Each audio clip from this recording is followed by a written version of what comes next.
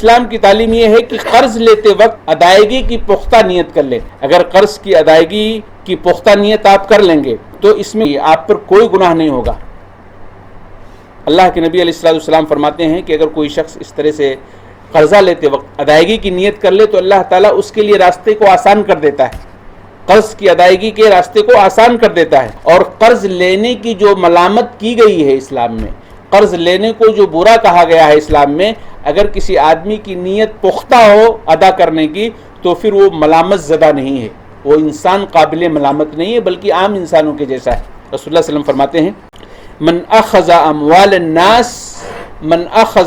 الناس يريد اداءها ادى الله عنه ومن اخذ يريد اتلافها اتلفه الله. صحیح بخاری 2387 کی روایت ہے.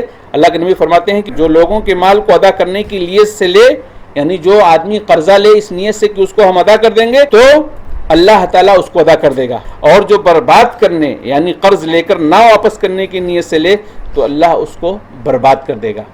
یعنی قرض اگر کوئی لیتا ہے اس نیت سے ہم اس کو قرضہ واپس کر دیں گے، پختہ نیت ہے تو اللہ کوئی نہ کوئی راستہ پیدا کر دے گا. لیکن اگر کسی کی نیت میں جھول ہے، کسی کی نیت خراب ہے، بس قرضہ لے کر کے جب آئے گا تب دیں گے، کوئی فکر مندی نہیں ہے، تو پھر ایسے لوگوں کے لیے راستے بھی نہیں بنتے، ایسے لوگوں کے لیے راستے ہموار نہیں ہوتے ہیں. اور پھر آپ کو معلوم ہے کہ ایسے لوگوں کی روحیں بھی معلق رہتی ہیں، شاید آگے بات آئے. اور یہ بہت بڑا گھناؤنا جرم ہے. کیسا جرم ہے آپ دیکھیں، صحیح مسلم کے اندر اللہ کے نبی علیہ السلام نے بیان کیا ہے، صحیح مسلم حدیث نمبر 4991 کے اندر، کہ ایک شہید جس کا بڑا مقام ہے اللہ کے نزدیک، اللہ کے نبی علیہ السلام بھی اس کی تمنا کرتے تھے، آرزو کرتے تھے کہ کاش کہ میں زندہ کیا جاؤں، پھر اللہ کے راستے میں شہید کیا جاؤں، پھر زندہ کیا جاؤں، پھر شہید کیا جاؤں، پھر زندہ کیا جاؤں، پھر شہید کیا جاؤں. کتنا بڑا مرتبہ ہے. صحابہ دیکھیں شہادت کے لیے مرتے تھے، شہادت کے لیے پریشان ہوتے تھے. بچے 16-17 سال کے بچے شہادت کے لیے پریشان ہوتے تھے رسول اللہ صلی اللہ علیہ وسلم کے زمانے میں، کیونکہ ان کو اس کا کیا مقام ہے، کیا مرتبہ ہے معلوم تھا نا. لیکن اگر کسی آدمی نے قرض لیا ہے، دیکھیں اس حدیث کے اندر کیا ہے. اللہ کے نبی علیہ السلام فرماتے ہیں یغفر للشہید کل ذنب الا الدین. ایک شہید ہونے والے آدمی کی سارے گناہوں کو اللہ معاف فرما دیتا ہے، لیکن اگر اس نے قرض لیا ہے تو اس کو معاف نہیں کرتا جب تک کہ وہ ادا نہیں کر دیا جاتا ہے. تو اس حدیث کے اندر قرض لے کر کے نہ دینے کی سنگینی بتائی گئی. قرض لے کر کے نہ دینے کا کتنا بڑا گناہ ہے اور کتنا بڑا خسارہ اور نقصان ہے اور کتنا خطرناک ہے، اس خطرناکی کو اس روایت کے اندر بیان کیا گیا ہے. تو قرض لے کر کے اسے آسان نہیں سمجھنا چاہیے، بلکہ ہمیشہ اس کے لیے سیریس ہوتے رہنا چاہیے. قرض کی وجہ سے روح معلق رہتی ہے. اللہ کے نبی علیہ السلام فرماتے ہیں کہ نفس المؤمن معلقۃ بدینہ حتی یقضی عنہ.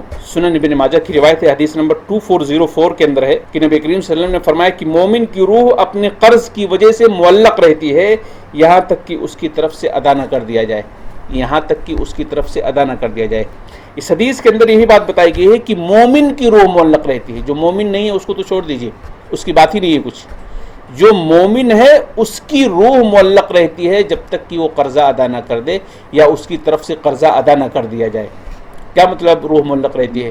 یعنی مومن کی مثال کیا ہے؟ مومن تو جنتی ہے نا. مومن، اگر اللہ کے نبی کسی کو مومن کہیں، اسلام اور شریعت کسی کو مومن کہے، اس کا مطلب وہ جنت کا حقدار ہے، جنتی ہے. اب اگر اس نے قرضہ لیا ہے تو اس کی روح معلق رہتی ہے، یعنی جنت کی جو نعمتیں ہیں، جنت کی جو خوشیاں ہیں جو اسے ملنے والی تھی مرنے کے بعد نہیں مل پا رہی ہیں، کیونکہ اس کی روح معلق ہے نا. تو معلق ہے تو اس کو جنت کی نعمتیں کہاں مل پائیں گی جب تک کہ وہ روح ریلیز نہیں ہو جاتی ہے. غور کیجیے اس روایت پر کہ قرض کتنا عجیب ہے، کتنا خطرناک ہے کہ اس سے آدمی جنت کی نعمتوں سے محروم ہو جاتا ہے. بتانا یہ چاہتا ہوں خلاصہ، جو آدمی قرض لیتا ہے اور قرض کی ادائیگی کا کوئی بندوبست نہیں کرتا ہے، وہ جنت کی نعمتوں سے اس وقت تک محروم رہتا ہے جب تک کہ قرض ادا نہ کر دے یا اس کی طرف سے قرض ادا نہ کر دیا جائے. اسی طریقے سے دیکھیں جو طاقت کے باوجود قرض نہیں ادا کرتے، طاقت کے باوجود قرض ادا نہیں کرتے ہیں.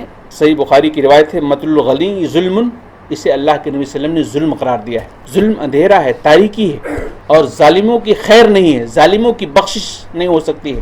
آپ دیکھیں کتنے ظالم دنیا کے اندر گزرے ہیں. فرعون کو دیکھ لیجئے، کتنا بڑا ظالم تھا. یہ اپنے آپ کو کیا کہتا تھا؟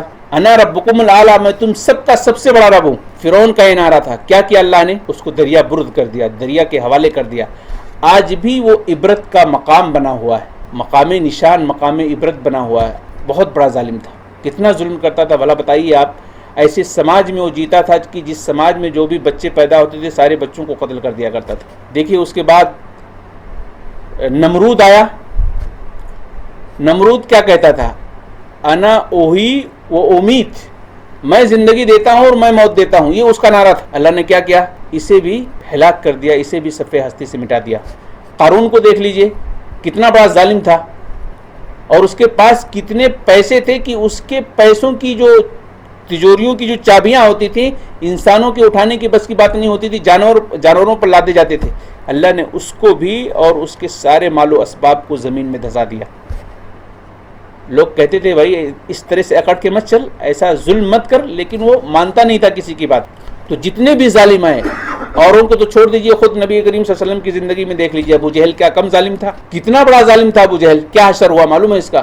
غزوہ بدر کے اندر، غالباً غزوہ بدر کے اندر اس کو 2 معصوم بچوں نے مارا. معاذ اور معوذ نام تھا. غالباً ان دونوں بچوں نے اپنی چچا سے پوچھا کہ چچا بتاؤ ابو جہل کہاں ہے. چچا حیرت سے پوچھنے لگے کہ بیٹی تم کیا کرو گے ابو جہل کو، مکہ کا سردار، اور تم اس کا پتہ پوچھ رہے ہو، اس کے بارے میں بات کر رہے ہو. کہا نہیں بتاؤ کہاں ہے. بتایا کہ دیکھو فلاں جگہ پر ابو جہل ہے. تاریخ کے اندر آتا ہے کہ اس زمانے میں دھول اور مٹیاں بہت زیادہ ہوتے تھے. چچا نے جب اشارہ کیا کہ دیکھو وہ ابو جہل ہے، تو یہ دونوں اس قدر اتنی تیزی کے ساتھ بھاگے کہ پورا راستہ دھول سے مٹیوں سے اٹپٹ گیا، یعنی دکھائی ہی نہیں دے رہا تھا کہ بچے کہاں بھاگ کے گئے. تھوڑی دیر کے بعد جب دھول چھٹا، جب گرد و غبار ہٹا، تو ان کے چچا نے دیکھا کہ ان دونوں بچوں نے اس کو پٹک کر کے اس کے گردن پہ تلوار چلا رہے ہیں. اور روایت کے اندر آیا کہ وہ ابو جہل اس وقت کہہ رہا تھا کہ ہائے میں اتنا بڑا مشہور آدمی اور میرا قتل 2 معصوم بچے کر رہے ہیں. تو کہنے کا مطلب یہ ہے کہ دیکھیں ظالموں کا حشر کیا ہوتا ہے، ظالموں کا انجام کیا ہوتا ہے. کوئی بھی ظالم دنیا کے اندر پنپنے نہیں پاتا ہے. ٹھیک ہے، جب تک اس کو مہلت ملی ہے ظلم کر لے جتنا کرنا ہے، لیکن آخر کار اس کا انجام اور اس کا رزلٹ تباہی اور بربادی کے سوا کچھ بھی نہیں ہے. تو طاقت کے باوجود اگر کوئی قرض نہ دے تو اللہ کے نبی صلی اللہ علیہ وسلم نے اس کو ظلم سے تعبیر کیا ہے، یعنی وہ آدمی ظالم ہے. جو لوگ قرضہ لیے ہوئے ہیں ایسے لوگوں کو سوچنا چاہیے.